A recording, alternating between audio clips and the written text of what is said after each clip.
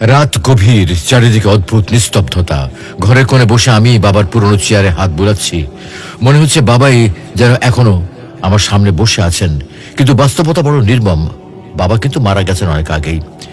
যে মানুষটা আমাকে প্রথমে হাঁটতে শিখিয়েছিল, আজ আমি তার স্মৃতির ভারে বসে আছি।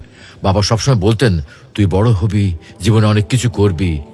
কিন্তু এখন আমি যত বড়ই হই না কেন, বাবার স্নেহ ভরা হাত আমার মাথার উপরে নেই। বাবা ছিলেন পরিবারের ছায়া। নিজের চাহিদাগুলো দমিয়ে আমাদের জন্য দিন রাত পরিশ্রম করতেন। বাবা বরাবরই পুরনো জুতো পরে অফিসে যেতেন। রাতে ক্ষুধার কথা লুকিয়ে বলতেন, আমি খেয়েছি, তুই খেয়ে নে বাবা। এমন মানুষ কিভাবে চলে যায় চিরতরে? আজ বাবার কবরের পাশে বসে মনে হলো, আমরা কত কিছু বাবাকে বলার সুযোগ হারিয়ে ফেলি।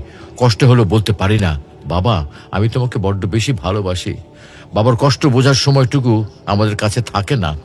আর যখন বোঝার চেষ্টা করি, তখন বাবা আর থাকে না। বাবা হাতছাড়া হয়। এখন বুঝি, বাবা শুধু একজন মানুষ নয়, তিনি ছিলেন আমাদের জীবনটাকে সুন্দর করে তোলার জন্য প্রেরণা।